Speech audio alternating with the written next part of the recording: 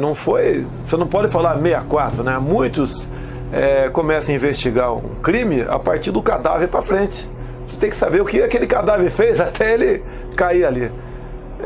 A história do comunismo no Brasil remonta lá ao início dos anos 20.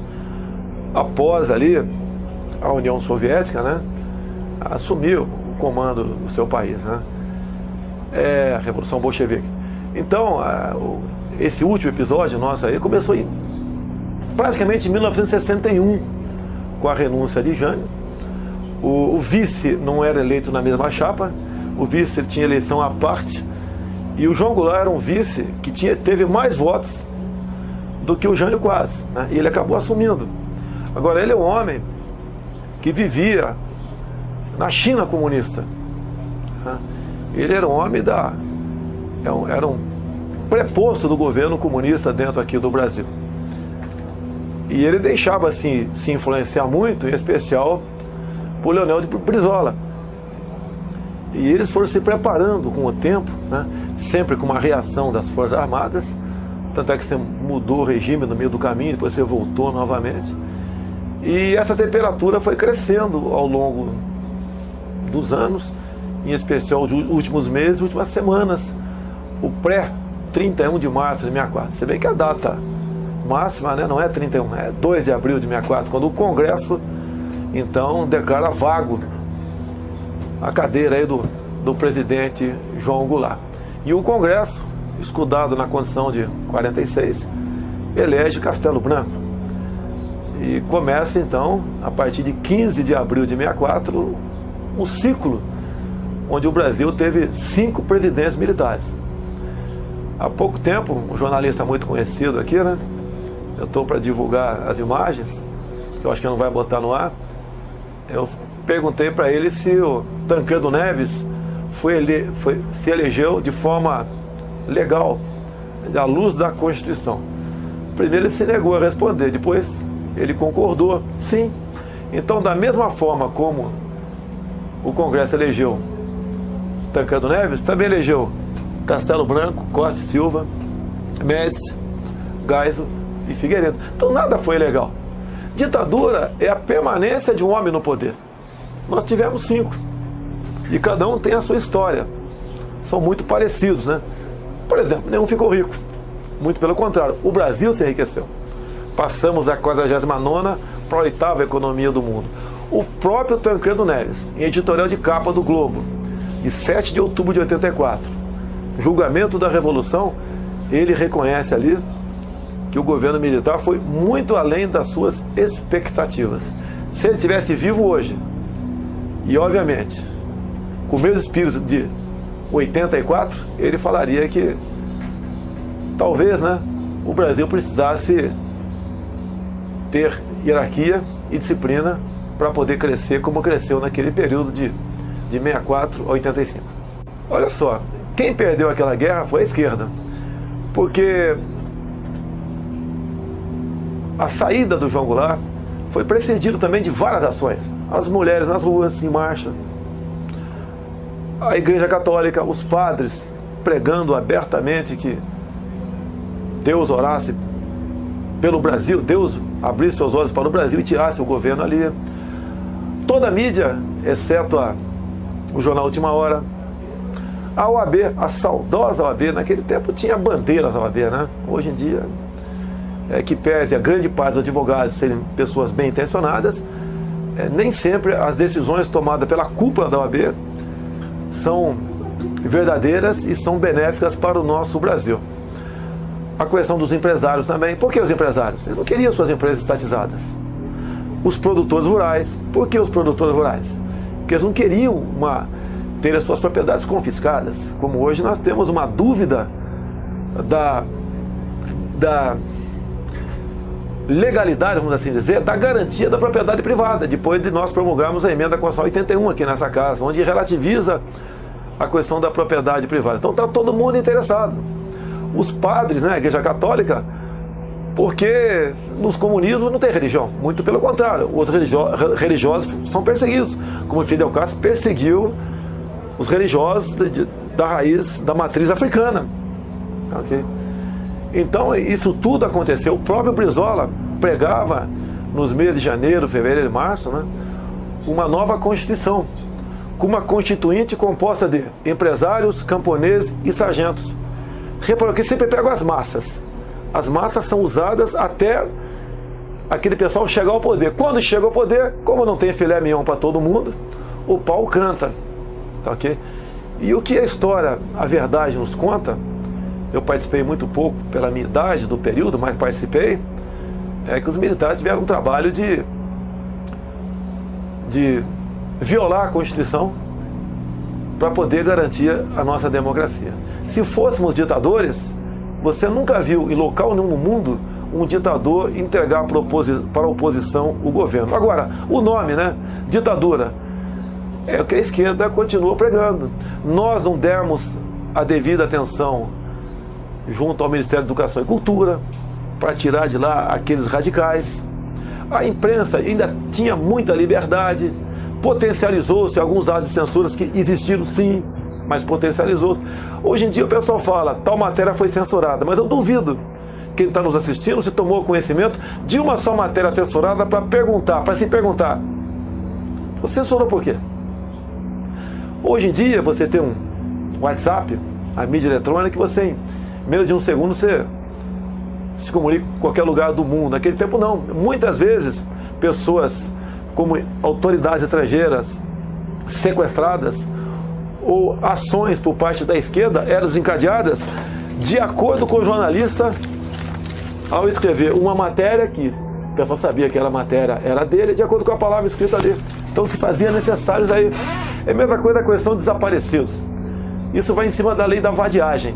Se fez necessário potencializar a lei da vadiagem. Pegou você na rua, documento não tem? Delegacia. Ou alguém na tua família, um amigo, vai levar o documento para você. Por quê?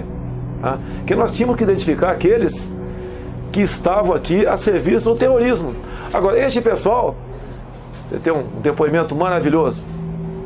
Anselmo Góes, maravilhoso. Se você não tiver mais o Jornal da ABI, que eles tiraram do site, né? Foi de 99, onde diz claramente, Anselmo Góes, do Jornal Globo, diz que só podia andar pelo Brasil porque tinha documentos falsos fornecidos pela KGB. E só vivia financeiramente aqui porque o PCB dava dinheiro para ele.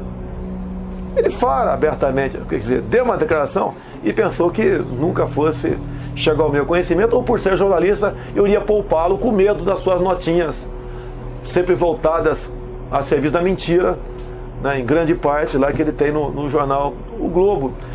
Então a questão de vitimizar-se, e muitas vezes, como você vê hoje em dia, quando a polícia entra de acordo com a ação policial, quando morre o inocente, muitas vezes o próprio marginal é que mata e bota a culpa no policial. E lógico, o pessoal da comunidade nunca vai acusar o traficante, porque é óbvio o que vai acontecer com ele.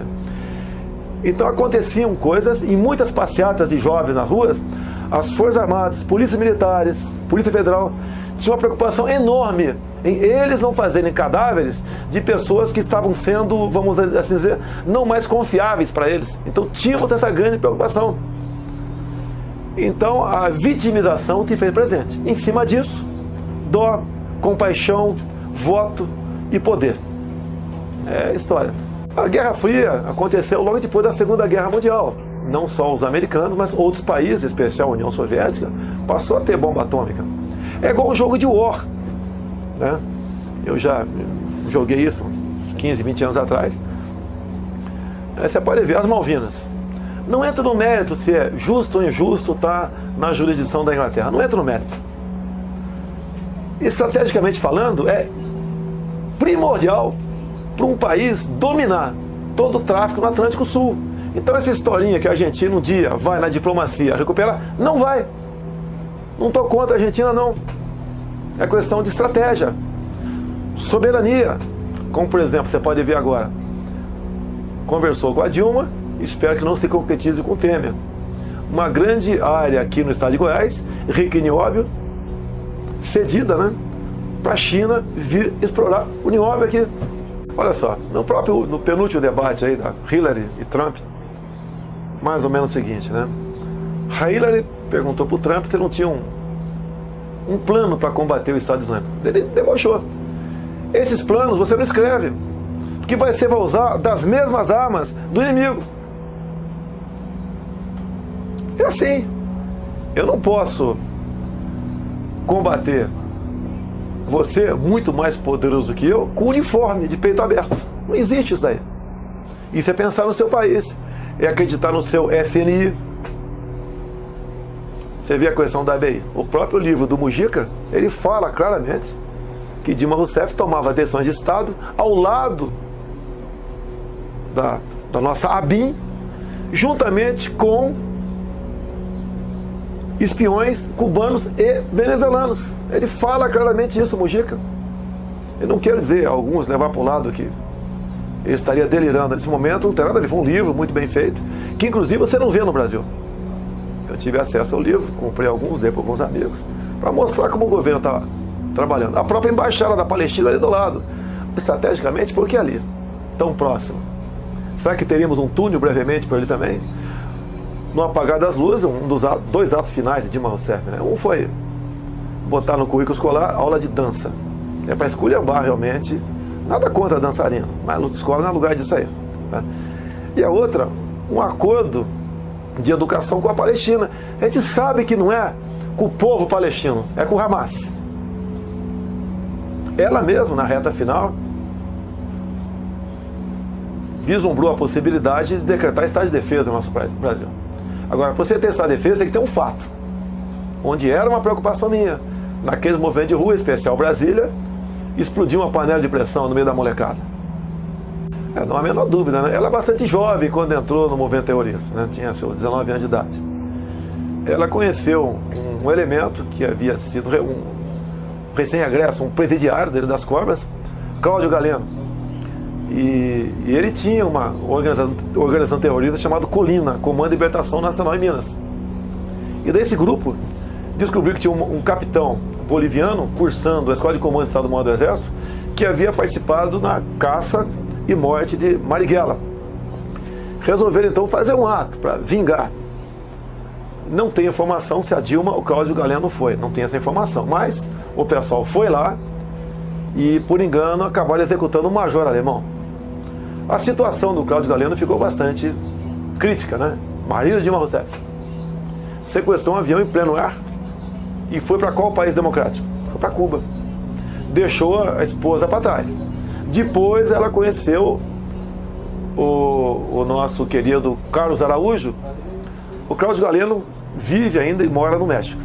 O Carlos Araújo vive ainda e mora no Rio Grande do Sul. E ele conta, no final de uma novela chamada Amor e Revolução, e era comum no final da novela, 4, 5 minutos, alguém dá um depoimento. Eu tentei até dar um depoimento, não consegui. Eu sabia, né? Só para não falar que esqueceram de mim. E ele fala abertamente que, junto com a esposa Dilma Rousseff, participava de ações bastante românticas, palavra dele, na Baixada Fluminense, expropriando bancos. Não tem diferença de roubar bancos, expropriando bancos. Pegando armas em quartéis, talvez, ó sargento, ô cabo, tenente, dá essa arma pra mim aí. Né? E assaltando caminhões de carga na Baixada Fluminense.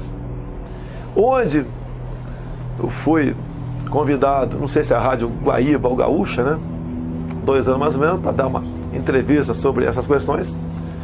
E de repente me sou surpreendido porque quem vai me entrevistar é o nosso querido Carlos Araújo. E eu deixei ele falar uns 2 minutos, falou besteira pra caramba, né? Daí eu questionei, gravei a conversa dele aqui. Nas tuas ações na Baixada Fluminense, roubo de caminhão de carga, houve algum latrocínio? Que a gente sabe que não é o caminhoneiro. Dá licença aí que eu vou dar boleia que eu vou sentar aí. Não é assim. Ele desconversou, na segunda vez ele ficou meio fora de si. Na terceira falou: se houve algum ato de violência, foi residual, onde eu complemento. Matar caminhoneiro para vocês, matar gente humilde pela causa, tudo vale. Caiu do cavalo. Esse tipo de gente que chegou ao poder. Então Dilma Rousseff, inclusive, ela se vitimiza. Tem um vídeo aí do nosso querido Jean Willis, uma pessoa, né, maravilhosa aí. Ele diz que Dilma Rousseff teve sua mandíbula fraturada. Eu sei que o prejuízo para o Jean Willis ter a mandíbula fraturada seria muito maior do que para Dilma. Eu sei disso, tá? Mas, agora eu questiono. Tira um raio-x, está o calo ósseo lá, se foi fraturado. Então só se faz em cima de mentiras. Aquele choro dela. Eu dei um depoimento aqui, esperei uma oportunidade, né? O plenário cheio de militares. Era uma data festiva nossa, uma sessão solene, onde eu falei sobre a Comissão Nacional da Verdade. Imagine uma cafetina querendo escrever a sua biografia. Escolheu 7 prostitutas. Relatório final: a cafetina deve ser canonizada. Essa é a Comissão da Verdade de Dilma Rousseff. Escolheu 7 marginais para fazer o relatório final da Comissão Nacional da Verdade. Cai do cavalo comigo. Cai do cavalo. Não sou melhor do que os outros, não, sou diferente. Bem, o governo saiu do Brasil. A Constituição dizia, né, que você ia se ausentando, sem autorização do Congresso, e ele foi para o Uruguai. Ele pediu para sair. Olha, ninguém vai resolver essa parada de uma hora para outra. O estrago não é apenas PT. PSDB também fez um estrago no Brasil. Eu mesmo falei um tempo atrás, naquela época, né, que o FHC devia ser fuzilado. Falei, pela forma como privatizou a Vale do Doce. Pela forma, como elogiei Eduardo Cunha, pela forma como conduziu o impeachment. O pessoal tira a palavra forma da minha boca. Até o programa do Cabrini, mês passado, né? Na galeria dos amigos do Cunha, bota eu falando, parabéns, Eduardo Cunha, e ponto final. Se eu fosse amigo do Cunha, não tinha problema nenhum. Se você falar que sou amigo do Pelé, eu vou ficar feliz. Mas se você perguntar, tu é? Eu falei, não, nunca frequentei a casa dele, pô. Troquei um tempo atrás, meia dúzia de palavras com ele, numa pelada aqui, num campinho que teve aqui em Brasília, nada mais além disso. O pessoal quer sempre te descaracterizar, né? Agora, o Eduardo Cunha tem o lado bom dele. Tá?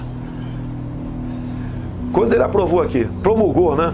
Quando o Congresso promulgou a PEC da Bengala, não se falava em impeachment ainda. Imagine a Dilma continuasse até 2018, ela teria direito a botar mais 3 ministros no Supremo. Imagine lá, o Vadir Damur, Cardoso, chuta outro nome qualquer, o Aragão, que foi ministro da Justiça. O nosso Supremo Tribunal Federal vai fazer inveja à Suprema Corte da Venezuela. E barrar tudo. Olha a situação. Outra coisa, quando você fala também, é prova, né? Chile 73, Pinochet, o pessoal é carniceiro, torturador, etc., né? Ditador. Quando ele assumiu o Chile, tinham lá dentro 30 mil cubanos. Não dá para falar, por favor, Patos e Bernes, saiam daí. Cuba sempre exportou mercenários. Guerra de Angola. É a mesma coisa na Venezuela hoje em dia. Por que o Maduro fala grosso? Ele tem 80 mil cubanos lá dentro. Toda a defesa está tomada por cubanos. Eles não fazem nem uma parada do pôr do sol sem cubano levar pro Maduro, pro Chávez no passado, como é que ia se dar aquilo e se poderia fazer ou não. Você pode ver, o próprio Chávez tinha 1.500 cubanos na sua segurança pessoal. Os homens estão lá, esposa e filhos estão lá em Cuba. É a mesma coisa que os 12 mil cubanos aqui. Esposa e filhos, ou esposa e filhos estão lá, os caras estão aqui. Além de nós estarmos financiando ainda a ditadura cubana, com 1 bilhão e 300 milhões por ano, que vai diretamente lá para a família Castro, né? Tem esse pessoal aqui dentro, que você não tem a mínima confirmação de quem são. Porque eu gostaria, eu tentei há 3 anos, quando chegou a primeira MP aqui para tratando desse assunto, tentei junto ao Conselho Federal de Medicina, é fazer um Revalida Light. Eu sei, por favor, não me critique, eu sei que não existe Revalida Light, eu sei disso. Mas é força de expressão. A pegar, por exemplo, uma provinha para esses cubanos, bezetacil, endovenosa, intramuscular ou oral. Só que é isso. Talvez você não tenha obrigação, talvez saiba responder isso aí. Ou então você vai ter humildade de perguntar antes de deixar alguém aplicar em você. E com os cubanos, o que acontece? Ok? Estão aqui, na verdade, como foi pego um capitão do exército cubano em São Paulo. É uma história maravilhosa que a Veja não teve coragem de publicar. Tratou comigo por 3 vezes e não teve coragem de publicar. Foi levantado um militar entre os médicos cubanos lá em São Paulo. Como? Não tenho a menor ideia. Ok? O que aconteceu? Chegou ao meu conhecimento. O que o exército faz é um documento bastante simples, né? Chama-se MDI, Mensagem Direta de Informação. E foi para frente. Chegou ao meu conhecimento e eu tentei conversar com ele direito e vi que não ia ter sucesso. Então fui para a tribuna da Câmara. Daí a Veja veio para cima de mim. E daí queria uma cópia do documento da MDI. Falei o seguinte: vai na defesa. Se a defesa falar que eu estou mentindo, eu posso mostrar a MDI. Se eu falar que eu não estou mentindo, que providências tomaram contra esse capitão? Você nunca de bico, checkmate. Ah. E o assunto parou por aí. Depois do terceiro contato da Veja comigo, um jornalista, né? Simplesmente resolveu não tocar mais no assunto. Agora, a defesa depois contou para o jornalista da Veja, veio falar comigo, que o capitão havia pedido demissão. Meu Deus do céu. Em ditaduras, você, militar das Forças Armadas, nunca vai pedir demissão. A não ser que você queira comprar o lote no cemitério. Para dizer, estou para o lote no cemitério, demissão, tuma e se mata e vai para lá. Você não tem liberdade para deixar força. E outra, quem ganha melhor na ditadura é o pessoal do partido e os militares. O resto está lá para cortar cana. Então esse problema nós temos aqui dentro. Não é trabalho do Exército, isso aí. Está sendo discutido, não aqui, primeiro no governo, obviamente, uma nova lei sobre terrorismo. Ok? Que aqui está aí é brincadeira. Tá? Se nós aqui, meia dúzia, formos tocar fogo no avião e fora, isso é terrorismo. Se for o pessoal do MST, não é. Movimentos sociais, é justo, a luta deles é justa, até matam por muitas vezes, né? Então isso tem que ser mudado, até porque, imagina um quadro hipotético, hoje se decreta a prisão do Lula. Pode ter certeza que rapidamente, milhares de pessoas deles, né, vão cercar o prédio onde ele está, talvez lá o apartamento dele lá no Guarujá, talvez. Quem vai buscar o Lula? Porque daí qualquer um dos três poderes, né, pode pedir a intervenção militar para cumprir uma determinada ação. E tem que ser, não me entendeu, o Exército? O Exército indo para lá, com toda certeza. Eu duvido, não conversei, não tenho qualquer informação sobre isso. Mas acredito que o comandante do Exército vai falar, vou, mas quero saber qual é a minha retaguarda jurídica, qual é o meu excludente de ilicitude. Porque se eu for, vai ter morte, porque o Exército vai cumprir a missão. E ao cumprir a missão, vai ter tiro de lá para cá, facada, quem sabe ácidos, como estava sendo preparado na usina em 89 de Volta Redonda, né, outro episódio que eu vi lá, que deram a missão para o Exército desocupar ali o forno lá, onde fazia ali o ferro, etc. Ok? Então, e quem mandaria, tá certo? Só pode ser o judiciário, não sei, né? Um dos dois chefes do poder legislativo, o próprio Temer, alguém vai ter que ir lá. E o Exército, no meu entender, nós somos treinados para atirar. É para cumprir a missão. Não interessa quantos vão morrer, nós ou deles. E não pode ser diferente. Caso contrário, vamos escalar os escoteiros para cumprir essa missão, ou um colégio de freira, tá ok? Ou um outro lado qualquer, para não querer ofender ninguém, não vou falar nada aqui não, tá ok? Tem que ser assim. Agora, as Forças Armadas não são para esse trabalho. Agora, eu tenho um projeto aqui que visa o excludente de ilicitude, não apenas para o agente de segurança, como para você, para mim, para quem está nos ouvindo. Em legítima defesa da vida sua, de terceiros, ou da propriedade tua ou terceiro, vale o excludente de ilicitude. Você responde, mas não é punido. Hoje em dia você mata alguém dentro da tua casa, que invadiu tua casa, você vai ter dor de cabeça. Bem como acabar com a figura do excesso. Pois se você tem uma arma automática, não pode o elemento pegou mais de 3 tiros, o maior bandido do mundo, você responder por excesso. Quando tem muitos policiais presos pelo Brasil. E eu que tenho dito, né? No que depender de mim.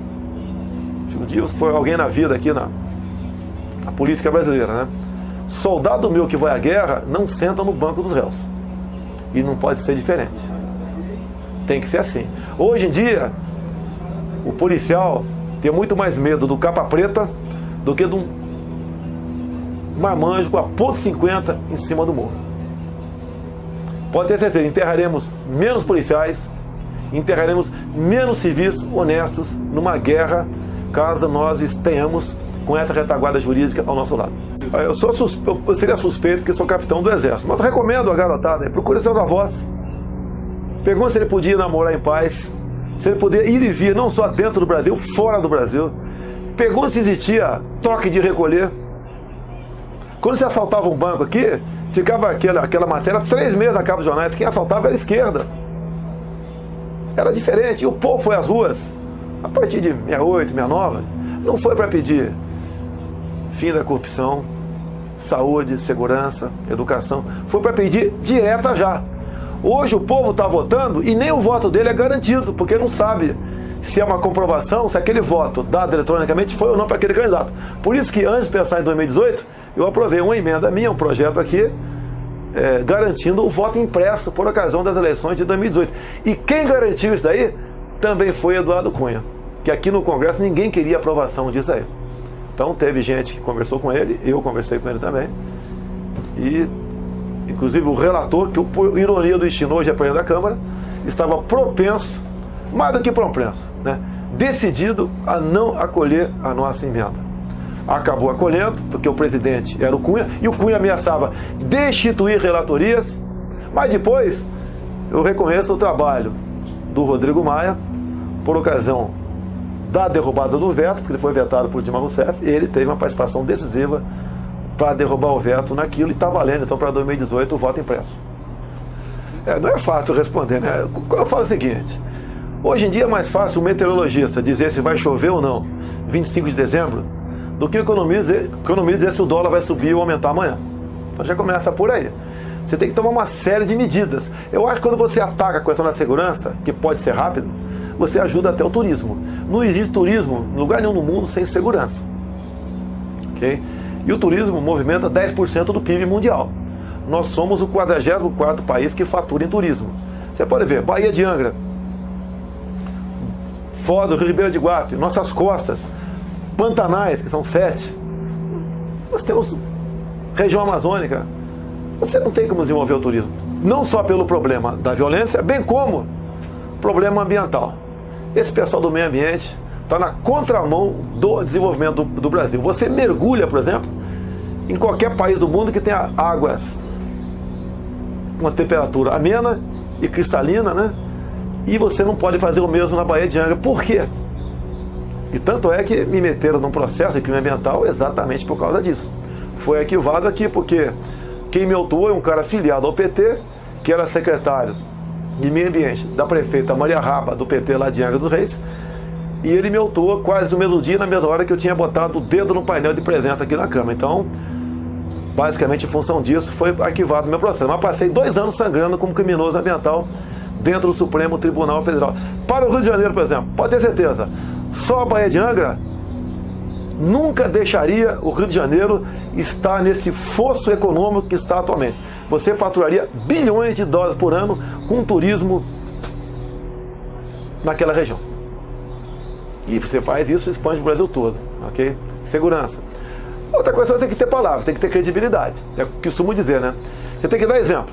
Eu sei que praticamente metade do teu orçamento hoje é para pagar juros. Ninguém quer dar calote de ninguém. Mas quando você quer negociar uma MP como essa, que bota teto, você tem que fazer sentar-se à mesa, ok? Todos os setores da sociedade, todos, sem exceção, e não deixar o sistema financeiro de fora. Afinal de contas, né, nós vivemos num país da dominância fiscal.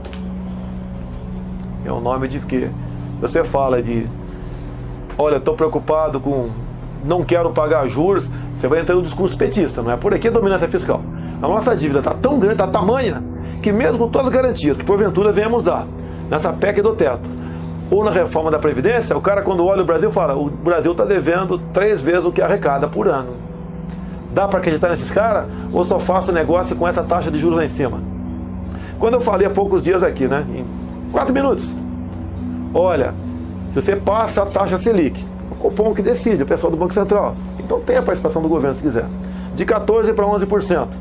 Eu sei que numa canetada você vai resolver o problema da economia, sei disso, mas uma força de expressão.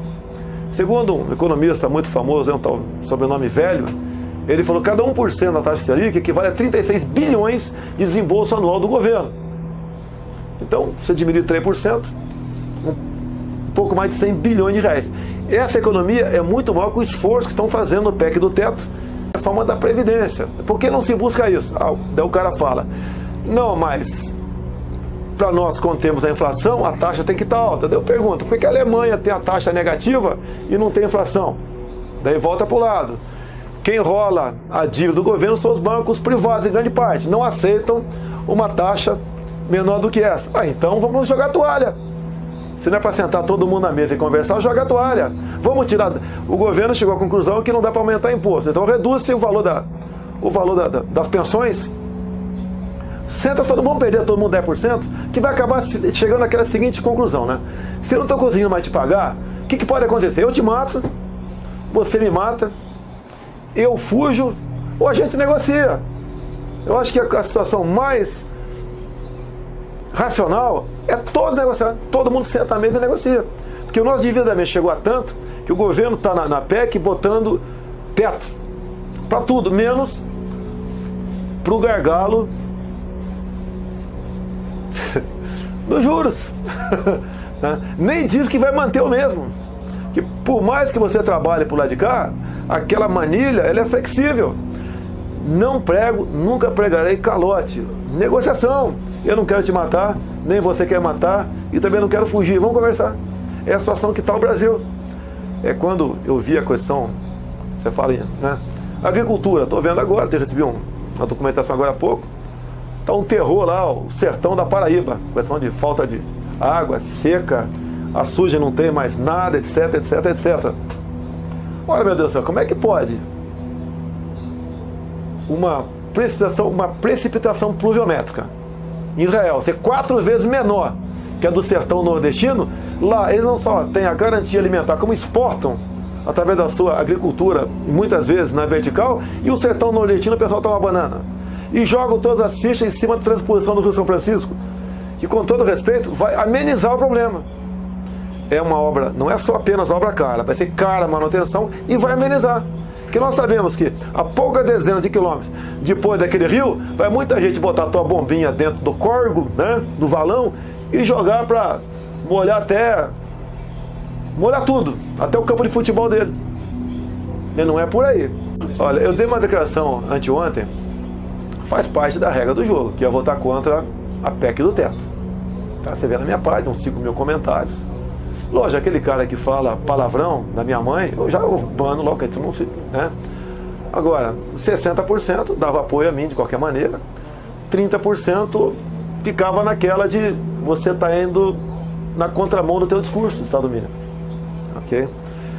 Nós temos que diminuir, para você não ser assaltado, você tem que andar com menos bijuterias, um relógio pior do que o meu vai ser assaltado com toda certeza, ok? É assim é o Estado. Infelizmente, em grande parte o Congresso Nacional, parlamentares, ficam de olho o que o Estado tem para ele poder gerenciar aquilo. E tu sabe quando o político gerencia? É uma desgraça. Então tem que diminuir o máximo daquilo, até para o pessoal não ter esse tipo de oportunidade, que o preço é muito caro. Ok? Então nós temos que diminuir o tamanho do Estado. Não é abrir mão de tudo, não. Mas diminuir. Você tem que buscar ali, em parte, a industrialização e substituição à importação. Você tem que fazer acordos, né? Nada fazer acordo com a Palestina, mas não para esse tipo de coisa. Tá? Faz acordo com... O israelense está louco para fazer acordo para conosco. Até, por exemplo, eu perguntei lá na Embraer deles, perguntei para um brasileiro, tem muita gente do IME ou do ITA? Alguém pode perguntar, por que não falou Unicamp, USP? Por que eu não quero fazer média com você? Eu perguntei ITA e IME. É o que eu conheço. Ele falou alguns. Na verdade, são muitos. Os cérebros de todas as universidades nossas estão lá fora. O Uniob, por exemplo, quando eu estive em Araxá, ele as suas potencialidades são pesquisadas em 4 universidades aí fora. E nenhuma aqui dentro. Por quê? Em outras palavras, sem querer generalizar, por favor. Que garantia eles têm de um processo contínuo, onde você vê que vem um UNB da vida aqui, em greve até a Dilma voltar? Eu não admito greve no ensino público, hipótese nenhuma. Que o Brasil, a nação toda perde com aquilo. Agora, com essa causa, A imprensa esteve lá, abriu a geladeira dos caras, lá no centro acadêmico, cachaça, e um cheiro de maconha insuportável. Além da homossexualidade, né? Nada contra quem quer ser feliz com outro par, né? O normal é casar, né? O casal. Quanto para nada contra, mas que não tem isso como regra. Tá? Então você pode ver, lá em Araxá, por exemplo, China acabou de fazer um duto, né? Um gasoduto de 9.000 quilômetros. Eles conseguem transportar pelo mesmo diâmetro mais do dobro de gás numa bitola normal. Não tem problema de rachadura, ou quando tem, ela não se expande. Ele é mais flexível, acompanha qualquer acomodação do solo. O alemão já está bastante avançado em obra em chassi de carro. Equivale como a primeira parte no airbag. Né? Japão, a questão de estrutura de prédio, abalos sísmicos, menos chance de vir para o chão aquilo que foi construído com nióbio. Tá? Se me falaram, me pergunte o que é. Vidro inteligente. Modestamente, de passagem, de acordo com a quantidade de nióbio no vidro, passa menos ou mais, não só luz, bem como calor. Imagine os prédios que poderiam economizar com isso, com apenas um chip do lado. Né? O Japão, sim, tem um comércio na casa de $1 bilhão com bijuterias de nióbio, que de acordo com a intensidade ou calor, muda de cor. Até tem uma pequena pedra aqui que não é finalmente ainda, né? Tá ok? Agora, por que me chamaram para lá? Por que só eu? Mais ninguém. Até perguntei. Por que só eu? A conclusão você pode tirar. Como devo ir para o Japão no ano que vem, se Deus quiser. Agora confesso, de vez em quando dá vontade de jogar a toalha. A toalha. Dado o que eu sei num comentário, numa conversa contigo, se você está com maldade, se você é um idiota de esquerda, tá ok? Ou se você é uma pessoa que é apenas desinformada. Certo? Dá vontade de porque eu não quero, o que eu faço não é por mim. Se fosse por mim, eu estaria tranquilo. Moro num lugar maravilhoso, Barra de Tijuca. O meu filho teve mais voz como vereador do que a candidata do PCdoB. Tá ok? O meu filho na cara e a coragem, porque o primeiro vídeo que eu gravei, eu não participei da campanha dele, né? Foi não aceitamos recurso de ninguém. Desagradou a cúpula do PSC e muito. Parece, não quero acusá-lo, que queriam ganhar dinheiro em cima do meu nome e doações. Não tiveram sucesso nessa parada. Teve 14%. No sábado, na véspera, o Datafolha deu 7% para ele. Teve 14% no dia seguinte. Muita gente não votou por causa disso. O Eduardo Paes, atual prefeito, teve espaço especial no Globo, pedindo voto útil no Pedro Paulo, candidato dele, e falando, não vote no Bolsonaro, no Índio ou no Osório, os outros candidatos, mais, vamos assim dizer, de centro para a direita. Meu filho tinha tudo para ir para o segundo turno. Mas eu confesso a você, como pai, eu estou dando graças a Deus que ele não foi. Que agora já começa a aparecer os problemas do município. E vem as incompreensões em cima disso, que a grande parte da população quer saber de cadê o benefício, não quer saber se está quebrado, está endividado, tem certas prioridades, não quer saber dizer. Primeiramente, não tem recibo da urna no voto eletrônico. O voto aparece na tela, você aperta o botão, imprime, se concordou, pede de novo, cai na urna e vai pro TRE, né? Ou para a zona eleitoral guardar isso lá. Então, no dia seguinte, você pode pedir uma contagem manual de parte das urnas e tem que bater 100% com o eletrônico. É muito simples isso daí. Eu tenho problemas aqui, porque olha só, em 86, eu estava na ativa, comecei a aparecer na vida pública. Como? Dei uma entrevista à revista Veja. Fui punido disciplinarmente com 15 dias de detenção. Para mim não houve novidade nenhuma. Eu sabia do que fiz. Até o general que puniu o capitão perguntou para mim, com a sindicância pronta, né? Ô capitão, o meu limite aqui é de 15 a 20 dias de prisão disciplinar. Você merece quanto? E eu falei, eu mereço 20. Daí ele falou, como você está sendo sincero, vou te dar 15. Minha vida começou lá. Tive outro problema em 87, ok? Me safei desse problema em 88, me elegi vereador. Interessava para a esquerda naquele momento, eu não sabia, confesso, crucificar as Forças Armadas. Eu confesso que eu não tinha esse entendimento ainda. Ter um capitão como se fosse um capitão terrorista. Tentar de toda maneira me fazer como terrorista no início daqueles anos. E eu encontrei na candidatura para vereador no Rio de Janeiro uma rota de fuga. Fui submetido a um conselho disciplinar. Não fui acusado de ser terrorista, nada. Apenas se meus atos, meu comportamento enquanto militar da ativa era compatível para prosseguir na carreira. E o Superior Tribunal Militar, por 9-4, falou que sim. E ninguém vai desconfiar do STM, que eram 5 ministros togados e 4 estrelas. Fui julgado e não fui absolvido, né? O 9-4 foi o sinal que eu poderia continuar na carreira. Mas eu resolvi, então, me candidatar a vereador no Rio de Janeiro.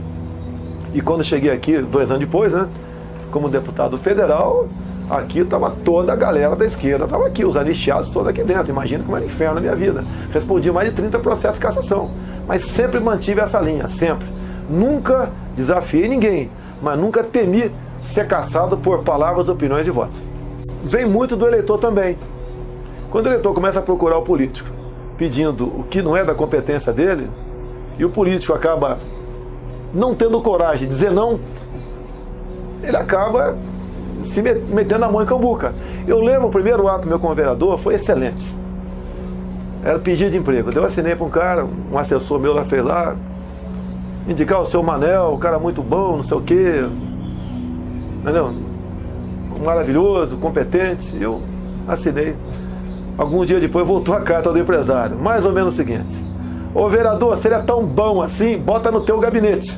Nunca mais eu pedi emprego para ninguém. Então você tem que aprender a dizer não. Caso contrário, é igual aqui. O pessoal, muito no passado, agora não tem tanto, indica a gente. Meu ex-partido indicou Paulo Roberto Costa, Petrobras. Tá lá a digital dos caras lá. Ok? Pô, se você quiser botar uma maladinha na minha mesa aqui, legal, né? Se eu ver que é você, eu vou jogar nos teus cornos. Mas se aparecer na minha mesa, eu não sei o que eu vou fazer com ela, tá ok? Então é o dinheiro fácil, é as questões mais fáceis, mas você acaba se amarrando, se comprometendo.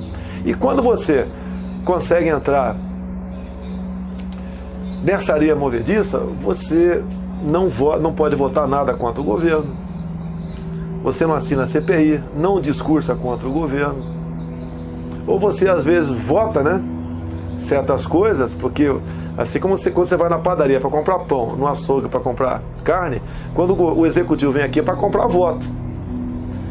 Então o voto passa a ser a tua marca. Olha o caso do Joaquim Barbosa no Mensalão. Ele fez uma análise da situação, as matérias mais importantes foram votadas aqui, votações nominais, com a época que o dinheiro saía de um lugar ou de outro. Então, em cima disso, ele fez o voto dele e citou meu nome. Que a imprensa nenhuma escreveu nada em lugar nenhum sobre isso. Como o único deputado da base aliada que não foi comprado pelo PT. Porque eu não tinha o voto lá.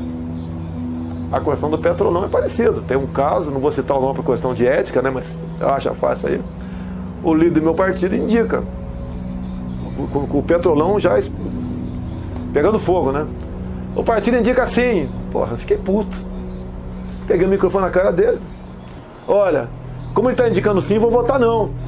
Que se eu tivesse seguido a orientação dele no passado, hoje estava no Petrolão. E deu um cacete nele em 1 minuto. Talvez deve ter visto esse vídeo meu por aí. Não é querer ser machão, sou contra, vou votar tudo contra o governo. Não é isso daí. Boas propostas, você não precisa fazer propaganda dela. Agora, as minhas propostas aqui, eu não ando. Eu tenho 3 bons projetos, não posso te falar, né?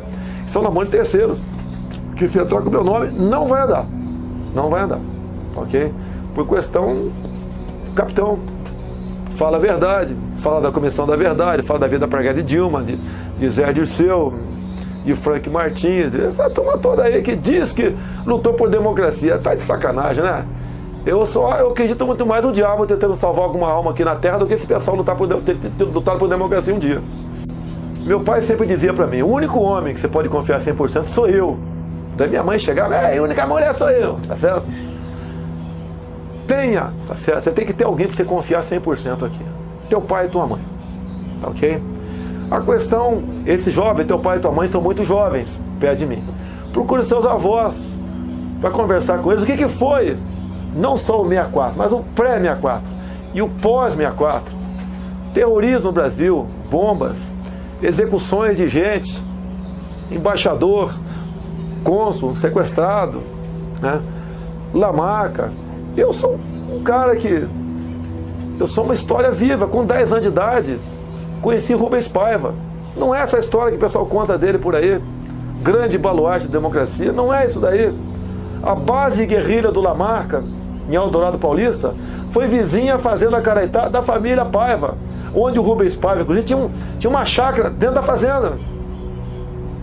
Então a detenção dele não foi de graça. Nós estávamos lutando, os militares, né, para preservar a nossa liberdade. Não existe democracia ou ditadura sem militar.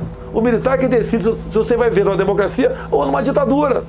E querer nos colocar essa pecha de ditadores, tem como colar isso daí. Converse. E hoje você tem a sorte, tem muita gente com a minha idade, 61, para mais, deve ter mais de 10 milhões de pessoas. Você pode conversar. Olha só, é comum você lembrar de alguém da tua vida que fez uma maldade contra você.